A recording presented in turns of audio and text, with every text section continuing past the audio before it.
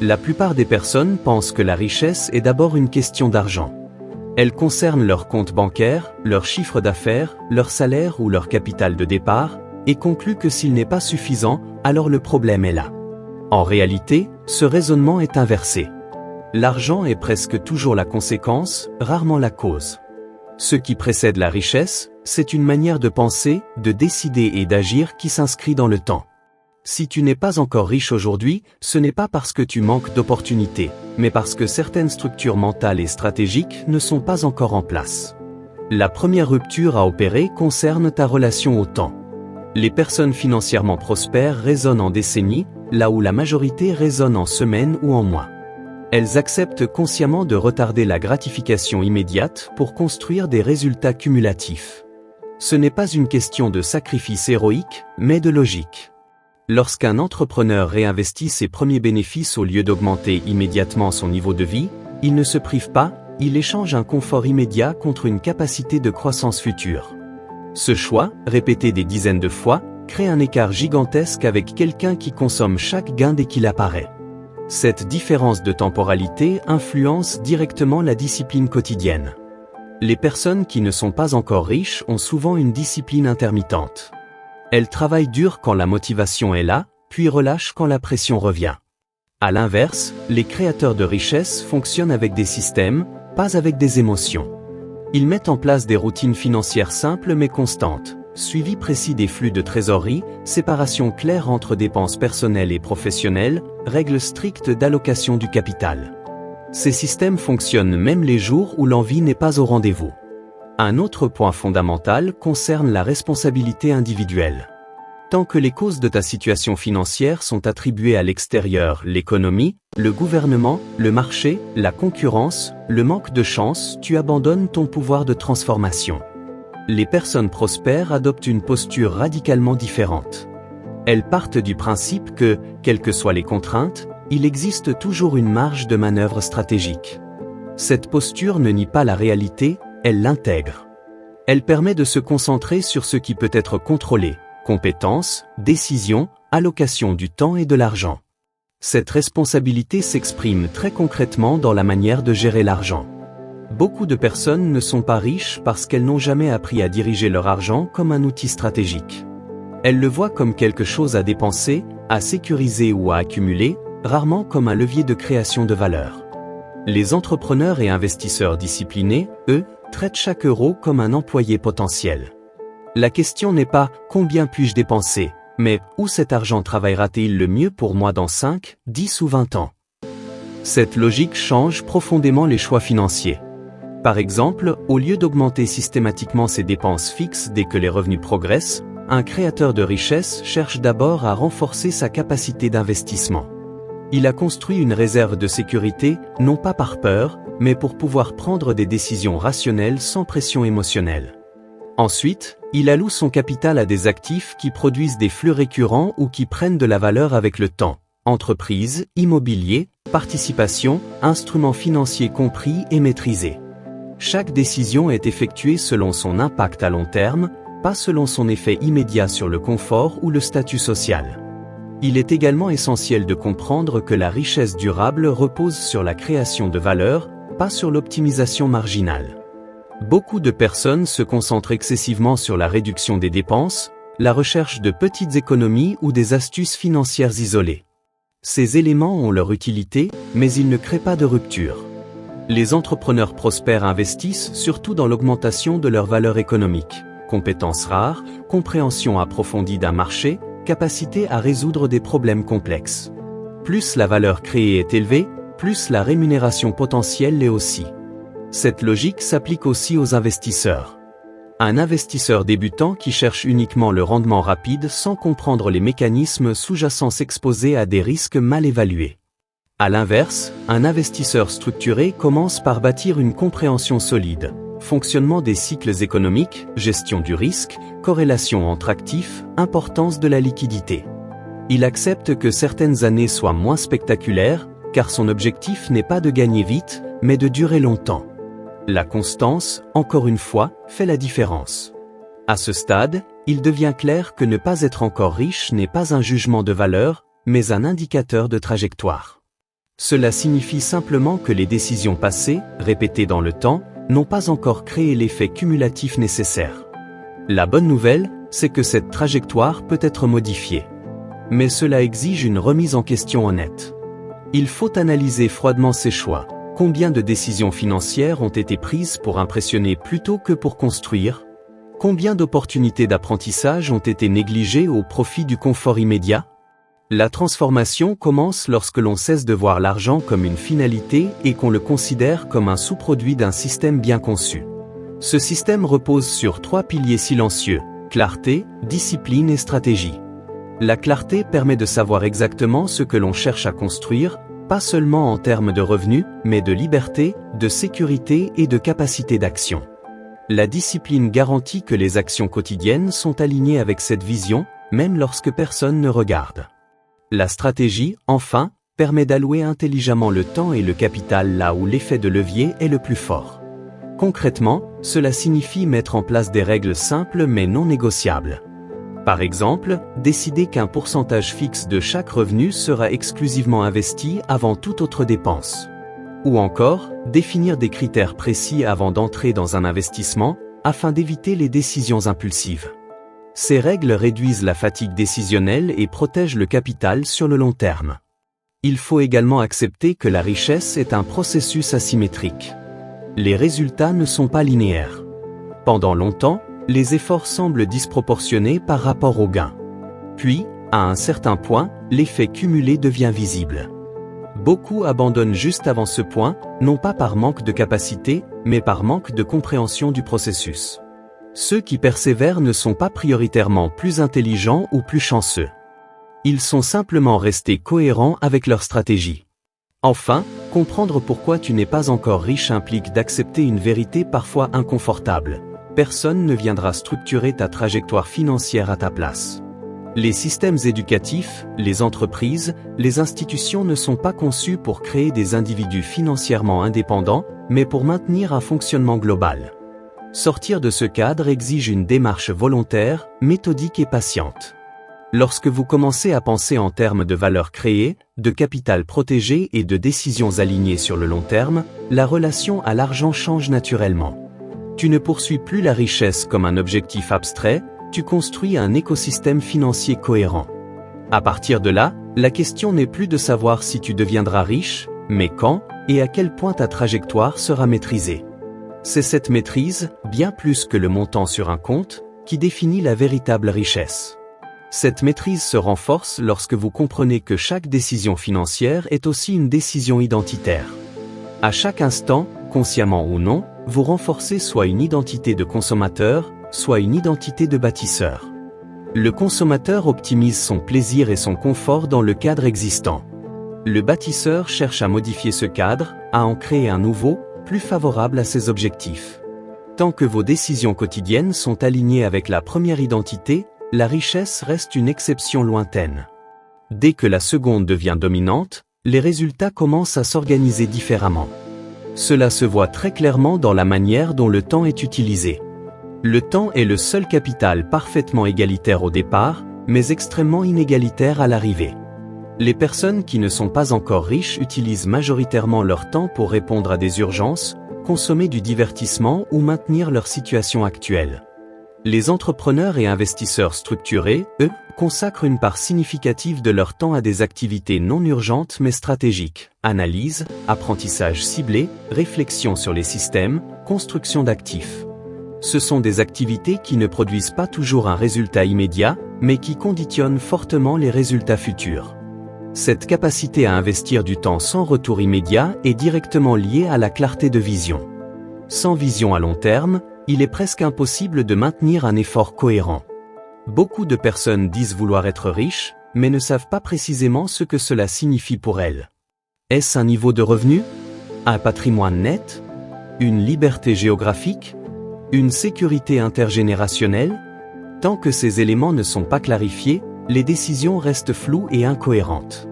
À l'inverse, une vision précise agit comme un filtre. Elle simplifie les choix et réduit les distractions. Cette vision s'accompagne préalablement d'une compréhension réaliste du risque. Les personnes qui stagnent financièrement oscillent souvent entre deux extrêmes: soit elles évitent tout risque par peur de perdre, soit elles prennent des risques inconsidérés dans l'espoir d'un gain rapide. Les créateurs de richesse adoptent une approche beaucoup plus structurée. Ils recherchent des risques asymétriques, où la perte potentielle est limitée et le gain potentiel significatif. Ils diversifient leur intelligence, non pour diluer leur attention, mais pour protéger leur capital contre les scénarios défavorables. La protection du capital est d'ailleurs un aspect souvent sous-estimé. Beaucoup se concentrent uniquement sur la croissance, oubliant que perdre de l'argent nécessite ensuite un effort disproportionné pour revenir au point de départ. Les investisseurs expérimentés accordent autant d'importance à ce qu'ils ne perdent pas qu'à ce qu'ils gagnent. Cela se traduit par des décisions parfois moins spectaculaires, mais beaucoup plus robustes sur le long terme. La richesse durable est rarement le fruit d'un coup d'éclat, elle résulte d'une succession de décisions prudentes et bien calibrées. Dans le cadre entrepreneurial, cette logique se manifeste par la construction de modèles économiques solides plutôt que par la recherche de revenus opportunistes. Un entrepreneur qui comprend cela privilégie la récurrence, la scalabilité et la création de valeur réelle pour ses clients. Il sait qu'un client satisfait et fidélisé vaut bien plus qu'une vente ponctuelle maximisée à court terme. Cette orientation influence la manière dont les produits sont conçus, les équipes recrutées et les ressources réparties. À ce stade, il devient évident que la richesse est un sous-produit de la cohérence. Cohérence entre la vision et les actions, entre les valeurs et les décisions financières, entre le discours intérieur et les comportements observables. Beaucoup de personnes sabotent leur progression non pas par manque de compétences, mais par incohérence. Elles veulent la liberté financière, mais prennent des décisions dictées par la peur sociale ou le besoin de validation externe. Elles veulent investir, mais sans accepter la propriété inhérente au marché. Repenser sa relation à l'argent implique donc aussi de reconsidérer son rapport au statut. Les personnes qui ne sont pas encore riches utilisent souvent l'argent comme un signal social. Elles cherchent à montrer qu'elles réussissent avant même d'avoir construit une base solide. Les personnes prospères, elles, comprennent que le véritable pouvoir financier est discret. Il se manifeste par la capacité à dire non, à attendre, à choisir. Cette discrétion n'est pas de la modestie, c'est une stratégie. Progressivement, en adoptant cette logique, vous passez d'une posture réactive à une posture proactive. Tu ne subis plus les événements financiers, tu les anticipes. Tu ne te demandes plus comment augmenter tes revenus le mois prochain, mais comment structurer un système qui génère des revenus même en ton absence partielle. Ce changement de perspective est fondamental. Il marque le passage d'une logique de survie à une logique de construction. Cette construction repose sur l'accumulation d'actifs. Un actif est tout ce qui met de l'argent ou de la valeur dans ta poche sans nécessiter ta présence constante. Cela peut être une entreprise bien structurée, un portefeuille d'investissement, un bien immobilier rentable, ou même une compétence monétisable à grande échelle. La clé est de comprendre que les actifs demandent souvent un effort initial important, suivi d'une phase de rendement progressif. Beaucoup d'abandon durant la phase initiale, car ils la comparent à des revenus immédiats mais plafonnés. À mesure que ces actifs se développent, un autre élément devient central, la gouvernance personnelle. Plus ton patrimoine et tes compétences augmentent, plus la qualité de tes décisions doit être élevée. Cela implique de savoir s'entourer, de déléguer intelligemment et de continuer à apprendre. Les personnes qui riches restent sur le long terme ne cessent jamais d'affiner leur compréhension des mécanismes économiques et humains. Elles savent que le monde change et que la manutention est un risque majeur. Finalement, comprendre pourquoi tu n'es pas encore riche revient à accepter que la richesse est une conséquence logique d'un ensemble de choix alignés, répétés et ajustés dans le temps. Il n'y a pas de raccourci fiable, seulement des trajectoires plus ou moins maîtrisées. En adoptant une discipline mentale orientée vers la responsabilité, une stratégie financière claire et une vision à long terme, tu ne fais pas qu'augmenter tes chances de réussite. Tu construis une trajectoire où chaque décision renforce la suivante. À partir de ce point, la richesse cesse d'être un objectif abstrait ou émotionnel. Elle devient un résultat prévisible d'un système que vous pilotez consciemment. Et c'est précisément cette prévisibilité, cette capacité à comprendre et à influencer ta trajectoire financière, qui distingue ceux qui restent au même niveau de ceux qui construisent une prospérité durable. Cette prospérité durable exige cependant une lucidité constante sur un point précis. Le principal frein à l'enrichissement n'est presque jamais externe. Il se situe dans la qualité des décisions répétées, souvent invisibles, prises lorsque personne n'observe. La plupart des trajectoires financières stagnantes ne s'expliquent pas par une absence d'opportunités, mais par une accumulation de micro-choix mal orientés. Accepter des compromis faciles, repousser les décisions inconfortables, rester dans des environnements qui limitent la croissance. L'environnement, justement, joue un rôle déterminant. Les personnes qui ne sont pas encore riches évoluent souvent dans des cercles où l'ambition financière est perçue comme risquée, prétentieuse ou irréaliste. Les normes implicites de ces environnements influencent profondément les comportements, dépenses mimétiques, aversion excessive au risque, vision court-termiste. À l'inverse, les individus financièrement prospères recherchent volontairement des environnements où la croissance est normale, où parler d'investissement, de stratégie et de création de valeur est banal. Ce n'est pas une question de comparaison sociale, mais d'exposition cognitive. Ce que tu vois régulièrement finir par devenir possible dans ton esprit. Cette exposition influence également la manière dont l'échec est perçu. Beaucoup de personnes restent financièrement limitées parce qu'elles interprètent chaque revers comme une preuve d'incompétence personnelle. Les entrepreneurs et investisseurs structurés, eux, traitent l'échec comme une information. Une donnée parmi d'autres, intégrée dans le processus d'amélioration. Ils analysent ce qui n'a pas fonctionné, ajustent les paramètres et continuent. Cette approche réduit la charge émotionnelle des décisions financières et augmente considérablement la vitesse d'apprentissage. Il est important de comprendre que cette neutralité émotionnelle n'est pas innée. Elle se construit par la pratique et par des cadres de décision clairs. Par exemple, définir à l'avance combien de capital peut être risqué sur un projet ou un investissement permet d'éviter les réactions impulsives en cas d'utilisation. Lorsque les règles sont établies en amont, les décisions deviennent mécaniques, presque impersonnelles. Cette distance protège le capital et la clarté mentale.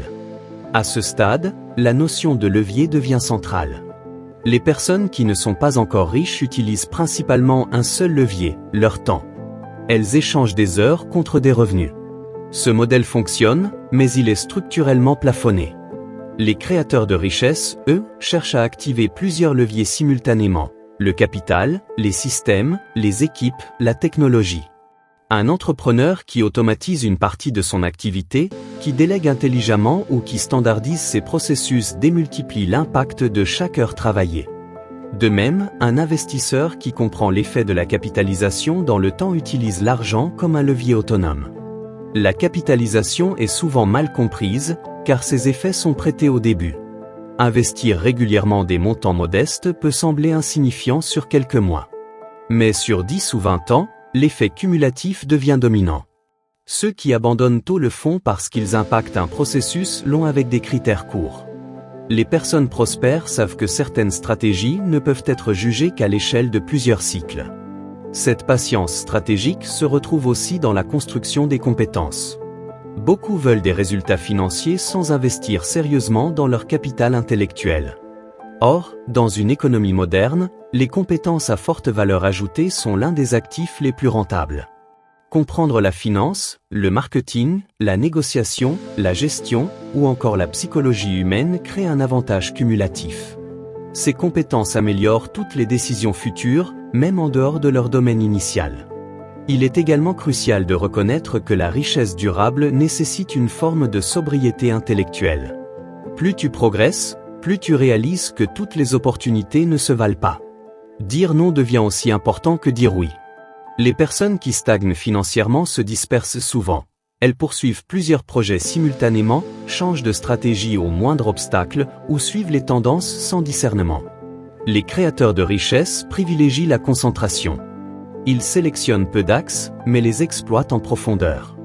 Cette capacité de concentration est étroitement liée à la clarté des priorités financières. Savoir exactement quel est l'objectif principal à un instant donné permet d'allouer les ressources efficacement. Par exemple, au début d'une trajectoire, l'objectif peut être l'augmentation des revenus actifs pour générer une capacité d'investissement. Plus tard, la priorité peut devenir la protection du patrimoine ou la transmission. Chaque phase a ses logiques propres. Les confondre mène à des décisions sous-optimales. Progressivement, en intégrant ces principes, la relation à l'argent devient plus mature. L'argent n'est plus perçu comme une source d'anxiété ou de validation, mais comme un outil neutre. Il sert à créer des options, à réduire les contraintes, à augmenter la marge de manœuvre. Cette vision transforme profondément le rapport au travail, à l'investissement et même au mode de vie. Les choix deviennent plus intentionnels, moins réactifs. Il est alors possible de se projeter dans une trajectoire financière maîtrisée. Non pas une trajectoire parfaite ou sans risque, mais une trajectoire compréhensible, pilotée, ajustable. Tu sais pourquoi tu fais ce que tu fais, et comment chaque décision s'inscrit dans un ensemble cohérent.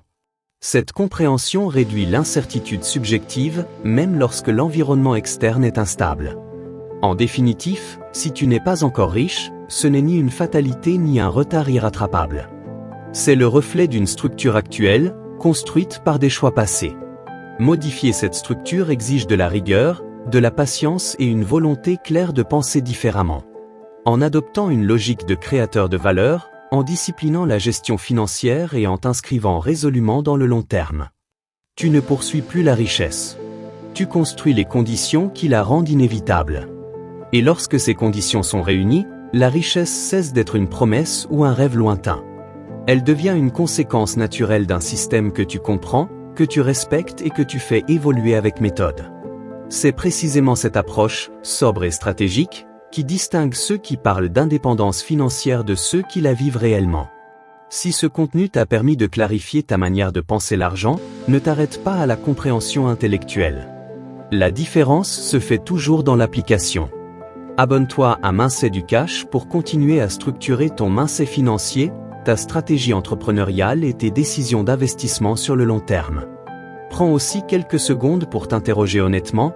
Quelle décision financière concrète peux-tu améliorer dès cette semaine? Écris-la, mets-la en œuvre, et reviens mesurer l'impact. La richesse durable ne se construit pas par accumulation d'informations, mais par cohérence entre ce que tu sais et ce que tu fais. Si tu veux avancer avec méthode et lucidité, tu es au bon endroit.